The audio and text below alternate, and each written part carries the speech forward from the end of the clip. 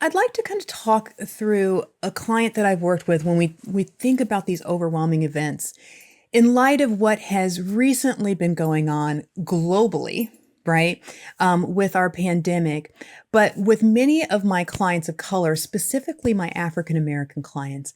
I'm thinking of one in particular, Amy, who was just completely overwhelmed, and she's young, in her 20s. We're sheltered in place here, and if that's not enough, being disconnected from church group, peers and work, having to do everything remotely, then we're kind of faced with watching what's happening in the world through social media and through the news.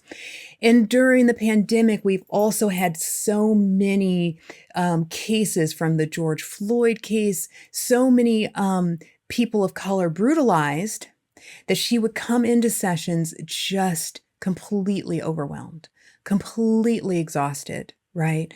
And not sure how she felt, just worn out, right?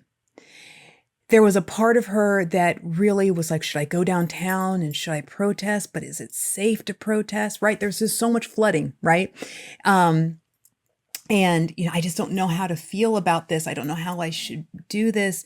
And then just deep sessions of just almost apathy, right? And so we just took a moment, and this is what's so important with this group, is that for so long, when they have been disconnected and numb, right? And for many clients of color that are constantly being bombarded with things that we have been crying about in our community for decades, it becomes too much. It's just this critical mass that really creates collapse. And that's what I was seeing with my client. She was collapsing.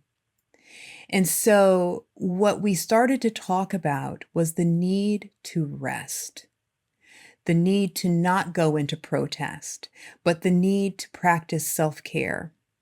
As Audre Lorde, really amazing Black feminist, would say, is that self-care in and of itself is an act of resistance, okay, an act of protest. And I really wanted to ground her in this sense that for so long, as people of color, we were not given the space to rest, and that, our protests ultimately often ended in our lives.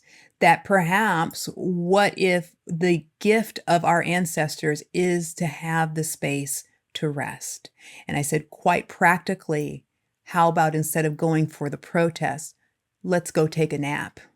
Let's nourish ourselves. Let's feed ourselves. Let's hydrate ourselves, right?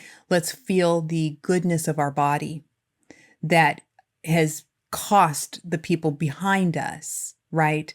That we are afforded the ability to rest. And that's a lot of what I do. I do a lot of this with many of my clients that have been just kind of bombarded and overwhelmed, that are trying to get to activation, but just are so checked out and numb in their lives to just take time for deep self-care.